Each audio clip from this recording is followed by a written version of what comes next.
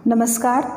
आज हम सब तुलसीदास जी द्वारा रचित पाठ राम लक्ष्मण परशुराम संवाद पढ़ेंगे, जो कि उनका जो ग्रंथ है रामचरितमानस उसके बालकांड से लिया गया है। इसमें उस समय का वर्णन है जब सीता और राम का स्वयंवर से पहले जब राम शिव का धनुष तोड़ते हैं, तो उसी समय परशुराम को गुस्सा आता है, क्योंकि वो शिव के भक्त थे। तो गुस्सा आता है कि कौन किसने शिव का धनुष तोड़ दिया। तो जब वो आते हैं सभा में, पूछते हैं किसने तोड़ा, तो राम बोलते हैं, कहते नाथ शंभुधन भंजनी हारा हुई है को एक दास तुम्हारा।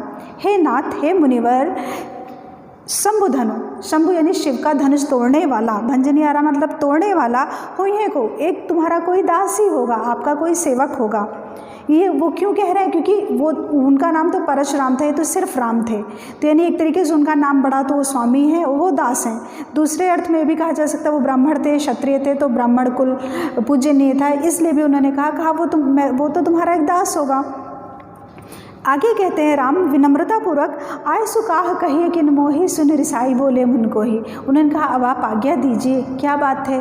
तो उनका इतना कहना था, राम ने बहुत तेज़ आवाज़ में नहीं बात की, लेकिन परशुराम को गुस्सा आ गया। सुन रिसाई बोले मुनि को ही मतलब क्रोधित होकर के बोले, रिसाई मतलब होता है नाराज़ होकर के।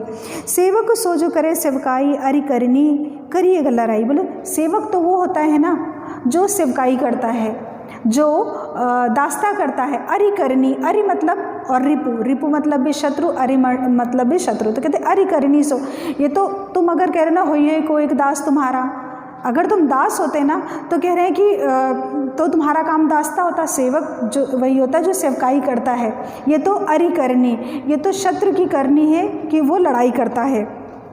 सुनो राम जय शिव धनु तोड़ा, सुनो राम, जिसने भी शिव का धनुष तोड़ा है वह सहस्त्र बाहु के समान मेरा रिपु है। रिपु मतलब शत्रु। अब सहस्त्र बाहु कौन था? तो सहस्त्र बाहु एक राजा था जिसका पूरा नाम था कार्तवीर्य सहस्त्र बाहु। तो परशुराम के पिता का नाम था जमदग्नि ऋषि थे। तो उनके पास कामधेनु एक गाय थी जो कि सारी इच्छा की पूर्ति करती थी। तो एक बार कार्तवीर्य सहस्त्रबाहु ने क्या किया, आता है और उनसे कहा कि नहीं मुझे कामधेनु चाहिए। जमदग्नि ने मना किया, नहीं देंगे। तो वो ज़बरदस्ती छीन करके लेके चला गया। परशुराम जी जब लौट करके आए तो उनके पिता ने बताया, तो परशुराम को गुस्सा आ गया, इनको बहुत क्रोध आता था। ये इन्होंने जाकर सहस्त्रबाहु को मार डाला। जब ये वापस आते हैं तो जमदग्नि को जब पता चलता है तो उनको गुस्सा आता है। बोले कि तुमने हत्या क्यों की, ये गलत बात है। तो बोले कि जाओ तुम प्रायश्चित करो। ये प्रायश्चित करने जाते हैं, तब तक जो सहस्त्रबाहु के बेटे थे उन्होंने आकर के जमदग्नि को मार डाला। तो इनको इस बात का और अफसोस था कि मेरे पिताजी सीधे साधे मुनि थे, उनको क्रोध भी नहीं आता, तो उनको मार डाला। तो इनको इतनी गुस्सा आ गई कि उन्होंने फिर प्रण लिया कि अब मैं पूरे जो पृथ्वी को क्षत्रिय विहीन कर दूंगा। क्षत्रिय मतलब कि राजा। 4 वर्ण थे हमारे यहाँ, ब्राह्मण, क्षत्रिय, वैश्य, शूद्र। ठीक है, या शरीर के अंग ले लिया जाए, हर चीज़ को 4 भागों में विभाजित किया जाता था। जैसे समाज, ये थोड़ी सी अलग बात है ये कि जैसे समाज था तो जैसे ब्राह्मण दिमाग का प्रतीक, क्षत्रिय हाथ का प्रतीक, पेट व्यवसाय का प्रतीक हो जाता था, और जो पैर थे वो क्या कहते हैं आने जाने सेवक का प्रतीक हो जाते थे, वो शूद्र कहलाते थे। फिर भी हमारे समाज में ऐसा नहीं था कि एक ही रीति चली आए कि ब्राह्मण का बेटा ब्राह्मण ही कहलाएगा, क्षत्रिय का बेटा क्षत्रिय कहलाएगा। कृष्ण तक आते आते यानी द्वापर युग तक आते आते कृष्ण ने भी गीता में कहा, चातुर्वर्ण मया सृष्टा गुणकर्म विभाक्षा, कि 4 वर्ण मेरे द्वारा बनाए गए हैं, ब्राह्मण, क्षत्रिय, वैश्य, शूद्र। ठीक है, तो जाति व्यवस्था नहीं थी। अगर ब्राह्मण का बेटा गलत काम करता है तो वो फिर शूद्र की ही संज्ञा में कहलाता था। शूद्र का बेटा अगर पठन पाठन करता था तो वो ब्राह्मण कहलाता था, या क्षत्रिय वीरता वाले काम करता था तो वो क्षत्रिय कहलाता था। वो तो जाति व्यवस्थाएं हमारे यहाँ बदलती चली गई। तो जो परशुराम थे, परशुराम भी ब्राह्मण थे लेकिन क्षत्रिय वाला काम करने लगे वीरता पूर्वक। या फिर ऐसा कह सकते हैं द्रोणाचार्य थे, ब्राह्मण थे लेकिन वो युद्ध कौशल सिखाते थे। विश्वामित्र जो कि क्षत्रिय थे लेकिन बाद में वो ब्राह्मणत्व, इनके जो राम के साथ गुरु थे, तो उनके साथ ही ये जब स्वयंवर हो रहा था तो विश्वामित्र के साथ ही गए थे। तो कुल मिलाकर के पहले हमारे यहाँ वर्ण व्यवस्था थी जो कि कर्म पर आधारित थी। चातुर्वर्ण मया सृष्टा गुण कर्म विभाक्षा, गुण और कर्म के अनुसार थी, जाति व्यवस्था नहीं थी। तो खैर, तो वही कह रहे हैं कि यहाँ पे कहते हैं सहस्त्रबाहु, तो जिसने भी धनुष को तोड़ा होगा वो सहस्त्रबाहु के समान मेरा शत्रु है। आगे कहते हैं सो बिलगाऊ बिहाई समाजा न तमारे जही सब राजा, कहते वो अलग हो जाए, कहते सो बिलगाऊ उसको अलग कर दो, नहीं तो सारे राजा मारे जाएंगे। राजा क्योंकि उनको राजा से चिढ़ थी, उन्होंने प्रण कर रखा था मैं तो सारे शत्रुओं को मार डालूंगा, बोले सारे राजा फिर मारे जाएंगे। सुनि मुनि बचन लखन मुस्काने बोले पर सुधरे अब माने। जब इतना कहा परशुराम ने तो लक्ष्मण मुस्कुरा दिए। ठीक है, तो कभी कदार होता है जब किसी को गुस्सा है मुस्कुरा के और टॉन्ट करना, कटाक्ष करना और भी बुरा होता है। तो लक्ष्मण मुस्कुरा करके बोले, राम गंभीर थे लेकिन लक्ष्मण जवाब दे देते थे। तो बोले बहु धनु ही तोरी लड़काई कबहु न असर स्कीन गुसाई, बोले मैंने तो बचपन में बहुत सारे, धनुष की बात करते हो, हमने तो छोटी छोटी धनु ही तोड़ रखी है, तोड़ी है धनु ही जो छोटे बच्चे चलाते हैं। तो बोले हमने तो धनु ही बचपन में तोड़ी थी, कभी किसी ऋषि ने हम पे गुस्सा नहीं किया। यही धनु पर ममता के है तो इस धनुष पे कौन सी आपकी इतनी ममता हो गई है। मुनि रिसाई सुनी रिसाई, जैसे उन्होंने इतना कहा इस धनुष पे आपको कौन सा बहुत ज़्यादा प्यार आ गया जो टूट गया। इतना कहना था कि भृगु के कुल के यानी ये उन्हीं के वंश के कौन परशुराम जी, उनको गुस्सा आ गया। रे नृप बालक काल बस बोलत तो ही न संभार, धनु ही सम त्रिपुरारी सम धनु विदित सकल संसार। जो ये कविता है पूरी इसमें रौद्र रस है या कहीं कहीं वीर रस की बात आई है और इसमें ओज गुण है। तो कह रहे हैं कि रे नृप बालक, अरे राजा के लड़के यानी दशरथ के बेटे ना, रे नृप बालक काल बस, काल यानी तुम्हारे ऊपर मौत सवार है, इसीलिए तुम बोलत तो ही न संभाल, इसीलिए तुम संभाल करके बात नहीं कर रहे हो। धनु ही क्या तुम इस त्रिपुरारी, ये त्रिपुरारी कौन, शिव के धनुष को तुम एक धनु ही समझते हो, ये गलत है ना। ऐसे जैसे वो बोलते हैं तो फिर लक्ष्मण ने जवाब दिया, लखन ने कहा हंसी हमरे जाना सुनहु देव सब धनुष। लखन ने कहा हंसी, लखन ने हंस के कहा हमको तो लगता है सारे के सारे जो धनुष एक ही जैसे होते हैं, हमको तो नहीं पता है धनुष का मतलब धनुष। काछति लाभ जून धनु तोरे देखा राम ने, उनका कौन सी क्षति, कौन सा बड़ा घाटा हो गया जो इतना ये धनुष टूट गया। इतना कहते कहते उन्होंने अपने भैया राम की तरफ देखा। फिर कहते छुअत टूट रघुपति ही न दोषु मुनि बिनु काज करिए कतरोषु, कहते हैं और कोई गलती थी ही नहीं, मेरे भैया ने तो बस उसको छुआ बढ़ता तो वो तो टूट गया। तो कह रहे हैं कि मुनि बिनु काज, तो मुनि आप बिना कारण के क्यों इतना ज़्यादा गुस्सा कर रहे हो, जिसका कोई मतलब ही नहीं, आप यहाँ पे गुस्सा आ रहे हो। तो बोले चितय परस की ओर आ रे सठ सुने स्वभाव न मोरा, इतना कहना था कि परशुराम को गुस्सा आता है। उन्होंने अपने फरसे की तरफ देखा, बोले कि तुमको लग रहा है, सठ मतलब मूर्ख, अरे मूर्ख तुमको लग रहा है मेरा स्वभाव नहीं पता है। कहते हैं बालक को बोली बधाऊ नहीं तो ही, बालक समझकर, बच्चा समझकर, यहाँ पर अनुप्रास अलंकार है, बालक को बोली बधाऊ, बा वर्ड आ रहा है। तो कह रहे हैं बालक को बोधी, मैं बालक समझ करके तुमको तुम्हारा वध नहीं कर रहे कि चलो तुम तो बच्चा है, ये तो केवल मुनि जड़ जाने ही हो, क्या तुम मुझे सिर्फ एक बेवकूफ़ एक मुनि समझ रहे हो, जड़ मतलब मूर्ख, क्या तुम मुझे एक मूर्ख सिर्फ एक मुनि ही समझ रहे हो। बोले बाल ब्रह्मचारी यति को ही, मैं तो बाल ब्रह्मचारी हूँ, मुझे बहुत गुस्सा आता है। विश्व विदित क्षत्रिय कुलद्रोही, और सारा संसार जानता है, विश्व विदित मतलब होता है सारा संसार जानता है कि मैं क्षत्रिय कुल का द्रोही हूँ। भुजबल भूमि भूप बिनु कीन्ही विपुल बार मही देवंदिनी, कितनी बार इस संसार को मैंने, कितनी बार अपनी इन भुजाओं के बल से मैंने इस संसार को क्षत्रियों से रहित करके दान में ब्राह्मणों को दे देता था। ठीक है, दान में ब्राह्मणों को ही धरती दे देता था। सहज बाहुभुज छेदनी हारा परस बिलो की महीप कुमारा, कहा और फिर से मैं बोले दे रहा हूँ, सहस्त्र बाहु के मैंने भुजाओं को इस फरसे से काटा है, देख लो इस फरसे को। मातु पिता ही जनी सोच बसे करी करस महिष किशोर गर्भन के अर्भक दलन परसु मोर अतिगोर। बोले कि माता पिता को सोच, अपने माता पिता को अपने सोच के योग्य मत करो कि मैं तुम्हें मार डालूँ, माता पिता को शोक हो जाए कि हाँ मेरे बेटे ने गलत किया हो, क्योंकि ये गर्भवती स्त्रियों के गर्भ को भी गिराने वाला है मेरा फरसा, इसकी आवाज़ इतनी तेज होती है। आगे कहते हैं बिहस लखन बोले मृदबानी अहो मुनि महाबटमानी। फिर लक्ष्मण को तो डर ही नहीं आ रहा था, फिर से हंसे, बोले कि बहुत ही मधुर आवाज़ में बोले अहो मुनीस, अरे भैया बहुत ज़्यादा मुनि आप तो ज्ञानी हैं, पुनि पुनि मोहि दिखाव कुठारू चाहत उड़ावन फूक पर। आप तो बार बार मुझे ऐसे फरसा दिखा रहे हो जैसे लग रहा है कि आप फूंक मार दोगे पहाड़ उड़ जाएगा। यहाँ कुमड़ बतिया कोई ना ही जे तर्जनी देख मर जाए। लक्ष्मण ने भी कहा यहाँ कोई कुमड़े की बतिया नहीं है, ऐसा माना जाता है जैसे कोई फल है उसको उंगली दिखा दो, अरे ये तो बहुत ज़्यादा बढ़ गया, तो कहते नज़र लग जाती है। तो बोले कोई कुमड़े की बतिया नहीं है, ठीक है, कि वो हो रहा है, कोई फल पैदा होने वाला है और तुम सोचो कि तुम अपनी उंगली दिखा दोगे, जे तर्जनी देख मर जाही, ये अंगूठा कहलाता है, उसके बगल की उंगली तर्जनी कहलाती है, बीच वाली मध्यमा, फिर ये उंगली होती है वो अनामिका कहलाती है जिसमें अंगूठी पहनते हैं, और लास्ट है कनिष्ठिका, सबसे छोटी कनिष्ठिका। तो कहते हैं कि यहाँ कुमड़े बतिया कोई ना, यहाँ कोई कुमड़े की बतिया नहीं, जे तर्जनी, जो कि उंगली देख करके मर जाएगी। आगे कहते हैं देख कुठार सरासन बाना, मैं कहा सहित अभिमाना, तुम्हारा जो ये मैं फरसा देख रहा ना, तो मैं खुद ही अभिमान पूर्वक कहता हूँ, भृग उस तो समझ जनेऊ बिलोकी, जो कछु कहाऊ उस और इस रोकी। भैया ठीक है, हम समझ गए, तुम मुझे गुस्सा मत रोको, बोल डालो जितना कुछ कहना है। पर वो लक्ष्मण कहते हैं सुरमहि सुरम हरिजन अरुगाई, हमरे कुल इन पर न सुहाई, बंधे पाप अपकीरत हारे, मारता हूँ पाप परिय तुम्हारे, कोटि कुलिस सम बचन तुम्हारा, व्यर्थ धरऊँ धनु बानु कुठारा। वो कहते कि अरे आप बार बार क्यों कर रहे हो, मारना मारना मारना, आपके तो वचन ही इतने ज़्यादा कठोर हैं कि आपके वचन के ही से बाढ़ से मैं मर जाऊँगा। कहते हैं जो बिलो के अनुचित कहो, क्षमो महामुनि धीर, सुनि सरोज भृगुवंश मनि बोले गिरा गंभीर।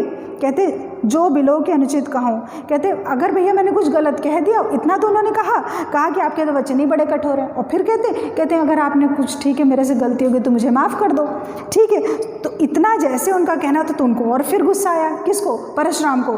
तो उन्होंने, उनकी जो वाणी थी गंभीर हो गई। कौशिक सुनहु मंद यह बालक, कुटिल कालवस निज कुल घालक। कौशिक विश्वामित्र जी का नाम है, कौशिक ऋषि। तो कहते कौशिक सुनहु मंद यह बालक, कहते हे कौशिक सुनो, हे विश्वामित्र सुनो, ये बालक जो है ना ये मंद है, ये बालक, इनका कुछ बुद्धि है ही नहीं इस बच्चे के। कुटिल काल बस, ये अपना काल खुद ही बुला रहा है।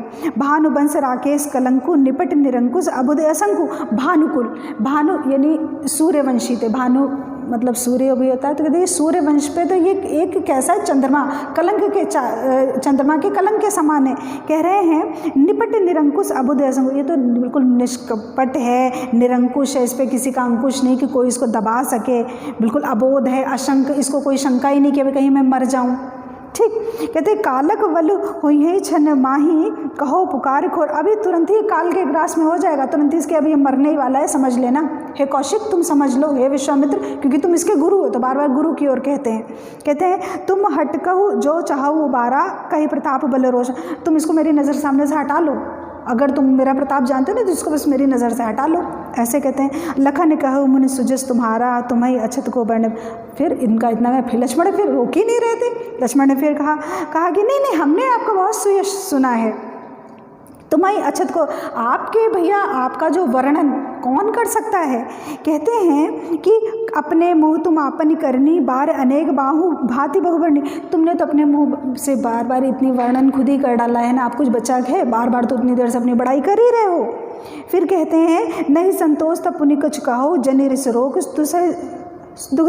और अभी भी अगर कोई संतोष ना हो ना तो बोल डालो, जितना बोलना बोल डालो, ठीक है, अपने मन में कुछ रखो नहीं। अब आप सोच सकते हो कितना गुस्सा दिला रहे होंगे वो, ठीक है। बोले कि अपने मन में रख के दुगना दुख मत सहो।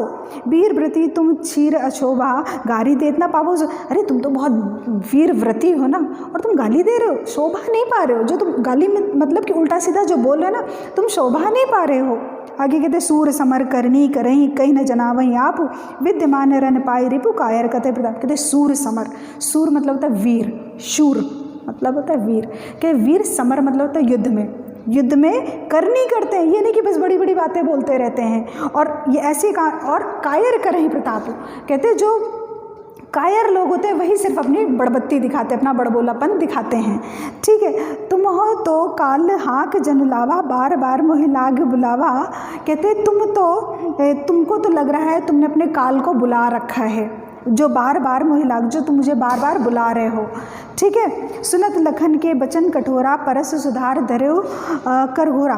कहते हैं इतना सुना, तुम बार बार अपना काल को बुला रहे हो, वो ऐसा कहते हैं, बार बार मोहि लागी बुलावा, जो तुम मुझे बार बार बुला रहे हो, ठीक है। सुनत लखन के वचन कठोर, जैसे ही परशुराम ने लक्ष्मण के इतने कठोर वचन को सुना, परसु सुधार धरे कर घोरा, उन्होंने अपने फरसे को उठा लिया मारने के लिए। ठीक है, अब जन दे ही दोष मोही लोगों, बोले अब अगर किसी ने मुझको दोष लगा दिया ना, कटुवादी बालक, ये कटुवादी है, ये लड़का बहुत कड़वा बोलने वाला है।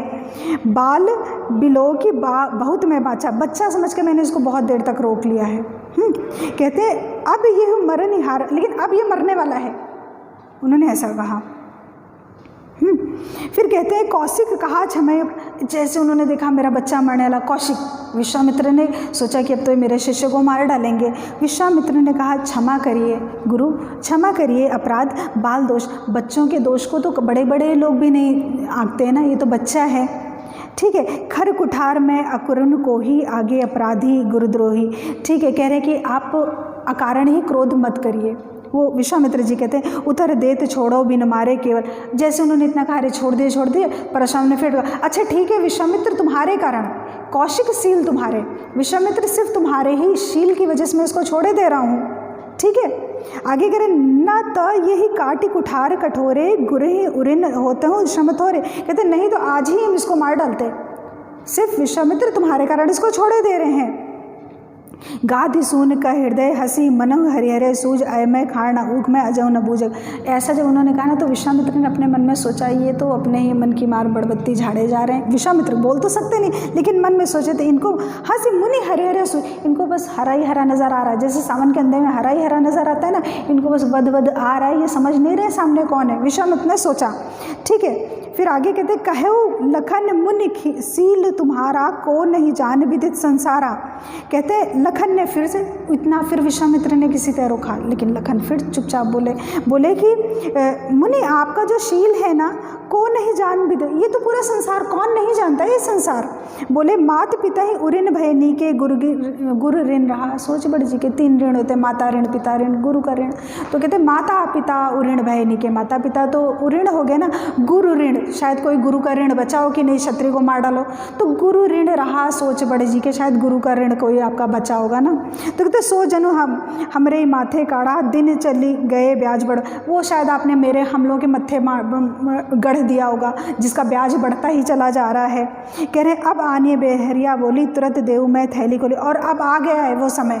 ठीक है, तुरंत आप हमको सुनाने लगे, क्षत्रिय नाम सब बोले तुरंत आए बेहरिया बोली, आप तुरंत ही तुरंत अपनी थैली खोले दे रहे हैं। सुनी कटु वचन कुठार सुधारा हाय हाय, जैसे उन्होंने इतना कहा कि लग रहा है अब आज आके आपने सारा काम अपना सुना दोगी, जितना भी भरा बैठे थे आप साधारण भाषा में उतना आज आप सब सुनाने लगे। जैसे उन्होंने लक्ष्मण ने फिर कहा, किसी तरह मुनि ने विश्वामित्र ने रोक लिया, तो उनको गुस्सा आ गया, उन्होंने अपना फरसे को उठा लिया, और जैसे ही फरसा उठाते हैं तो पूरी सभा में हाय हाय होने लगा।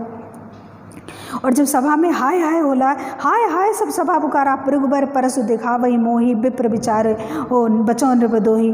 तो फिर लक्ष्मण ने कहा अरे भृगुबर, अरे परशुराम मुझे फरसा दिखा रहे हैं, विप्र विचार बचो नृप, अरे भैया बचो बचो, कह रहे ना ये तो नृप राजाओं का द्रोही आ गया है। कह रहे मिले न कबहू सुबट रन गाड़े, द्विज देवता घरें के बाढ़े, अनुचित कहे सब लोग पुकारे, रघुपत सहने लखन निवारे। कहते मिले सब कबहू सुबट रन गाड़े, कभी कोई ऐसा मिला नहीं होगा ना, आज देखो आ गए हैं, आज ये रण योद्धा आ गए हैं। तो कहते अनुचित सब लोग कहने लगे, जब युद्ध एकदम से होने लगा, यानी कि आज मार वो फरसा उठा लिए, तो सारी सभा में ये कहने लगे ये सब अब अनुचित हो रहा है, अनुचित हो रहा है। ठीक है, तो कह रहे कि लखन उतर आहुत सरिस भृगुबर कोप कृसान बढ़त देख जल संबचन बोले रकुल भाने। तो कह रहे हैं कि जब लखन उतर आहुत सरिस, भृग जैसे होता है ना हवन होता है, हवन होता है और उसमें आप आहुति डालते चले जाइए। आहुति मतलब कि घी डालोगे तो और भी वो ज्वाला, तो अब गुस्सा एक तो उनको वैसे भी आ रहा था, लक्ष्मण जैसे जैसे वो आहुति डाल रहे थे स्वाहा, तो उनका गुस्सा और बढ़ता चला। ऐसे में जब घी नहीं डालना, पानी डालना है, तो जब शीतल राम के जब वचन जब सुने तो कह रहे बढ़त देखी जल सम वचन बोले रकुल भानु। तब जब इतना ज़्यादा बातें होने लगी तब रामचंद्र जी बोले।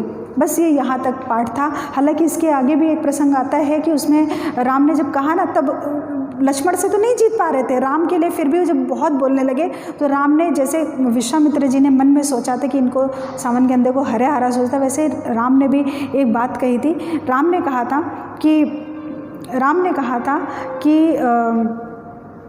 टेढ़ जान सब तजिहे काहू वक्र चंद्रमा ही ग्रसन न राहू, कि टेढ़ा जान करके तो सभी, टेढ़े चंद्रमा को तो सभी ग्रस लेते हैं, नहीं ग्रसते हैं। हाँ, वक्र चंद्रमा ही ग्रसै न राहु, सीधे जान तजे सब काहू, वक्र चंद्रमा ही ग्रसै न राहु, कि सीधे चंद्रमा को ही ग्रहण लगता है, टेढ़े चंद्रमा को कभी नहीं। वैसे ही ये संसार की रीत है, सीधे साधे लोग को तो सभी परेशान करते हैं, टेढ़े को तो कोई नहीं करता ना। तो ये राम ने मन में सोचा था।